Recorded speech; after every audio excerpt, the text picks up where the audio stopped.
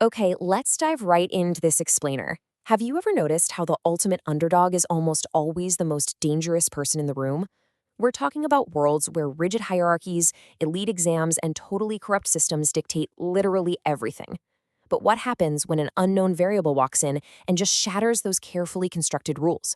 Well, today we are going to break down the journeys of heroes who are overlooked, cast out, or entirely underestimated, and see how their hidden power completely breaks the system.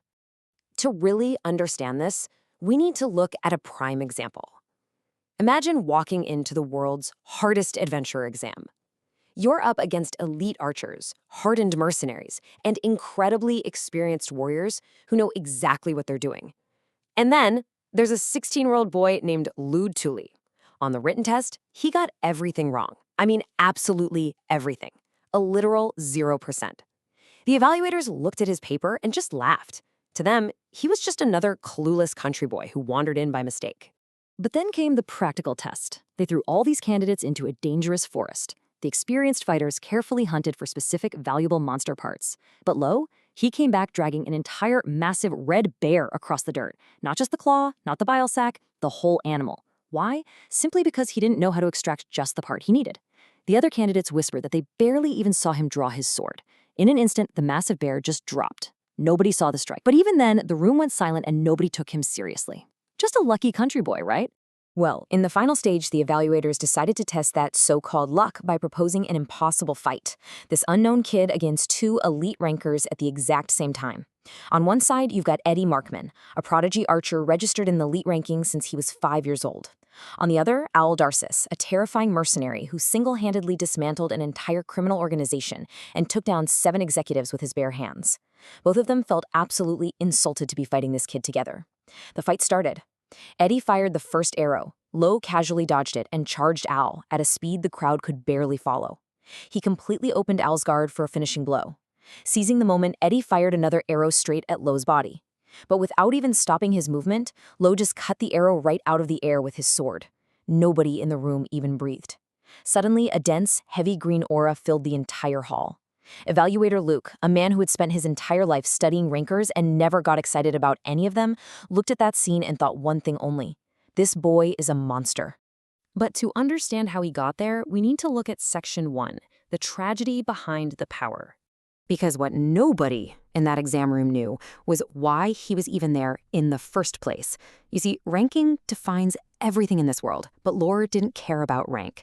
Back in the isolated village of Tori, Lore was just a kind 16-year-old kid. He was so incredibly helpful that the villagers treated him almost like a doormat, always asking him to fetch water or gather firewood. He did it happily because he was an orphan, and he felt deeply indebted to this hidden community of outcasts who had raised him. His best friend Yuna, who was also 16, fiercely protected his peace. She hated seeing him used and constantly begged him to run away with her.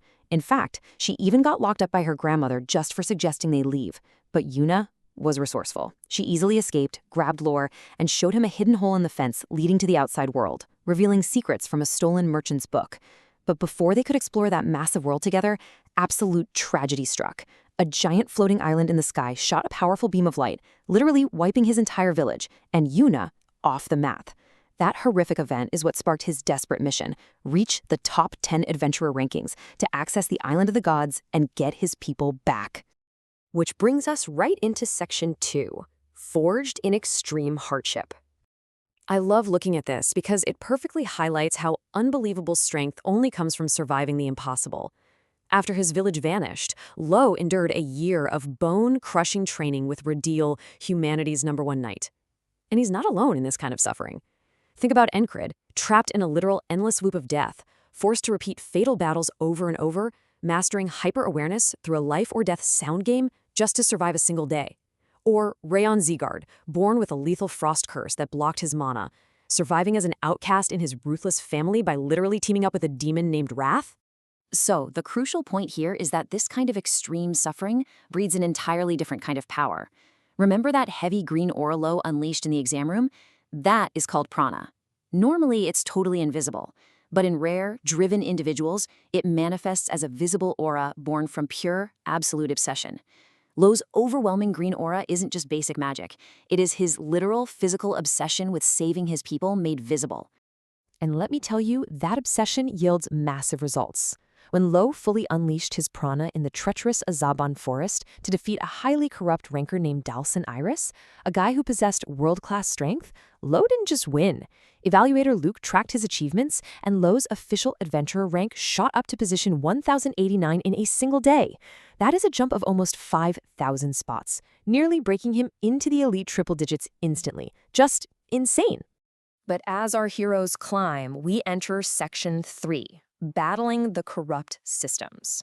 Because as they get stronger, they realize the monsters aren't just the beasts in the forest. They are the very systems governing their worlds. The true antagonist is a corrupt hierarchy that actively weaponizes its rules against the outcast. You have adventurer rankings where criminals basically buy their status. You have the Zickhart family tossing aside children who don't fit their brutal mana measuring ceremonies. And you have vast criminal underworlds manipulating these bureaucracies from the shadows. Just a look at the sheer scale of the enemies surrounding them. Locordi isn't just fighting regular monsters. He's facing the massive smuggling empire of the Ouroboros Syndicate, run by elites in the official ranking system, all while desperately hunting the all-powerful Island of the Gods. Meanwhile, Ryan is actively being hunted by the Eden Cult, a fanatical group obsessed with bringing back an age of monsters. And the deception they face is wild. This is a great example. Rakian and his fellow trainees were sent on a standard graduation test, just a simple monster-clearing mission in a small village, right? Wrong. Because Rakian was actually paying attention, he realized the Eden Cult was using the monster attacks as a massive cover-up to dig up a buried Wana stone and resurrect an ancient Goblin King. The system set them up for a basic test, but the reality was a fight against a world-ending threat. So, how do our underdogs actually survive these rigged systems? Well, they completely rewrite the rules of engagement. When you're an outcast, playing by elite rules guarantees you'll lose. So step 1, step directly into the path of those overwhelming elite enemies. Step 2, completely ignore how the system expects you to fight. And step 3, shatter that hierarchy with raw, unexpected power. Whether that's Lo using forgotten tribal enchantments, or Rodarion figuring out a massive cult conspiracy while his peers blindly swing swords at decoys. Which leads us to our final section, Beyond the Ranks. Because what happens when breaking the system brings you face to face with your worst nightmare? As Lo gets closer to the top, an operative named Jen Contrad reveals a horrific truth. Lo's people, the outcasts of Tory Village, aren't just random nobodies. They are the scattered descendants of Babel, an ancient clan that waged a massive war against the gods. The Island of the Gods didn't erase his home by accident. The entire system is actively designed to hunt down and eradicate his bloodline out of pure fear. And then, the ultimate tragic twist hits. Lo finally tracks down the dangerous assassin executing targets for the Island of the Gods. They're clashing blades on a rooftop, and Lo realizes the killer is using his exact same tribal enchantments. The mask slips. The ruthless assassin trying to kill him is Yuna. His childhood friend, the girl who invited him to see the outside world, has been captured, completely brainwashed, and weaponized by the very gods he's trying to destroy. Which leaves us with this final, thrilling thought. These heroes start out as clueless country boys or cursed outcasts, just fighting for a scrap of recognition. But as they uncover the deep, rotting corruption of their worlds, the stakes shift from simple survival to absolute war. When a broken world turns your loved ones into weapons, and the very gods themselves are terrified of your potential, how far will you go to burn that entire system to the ground?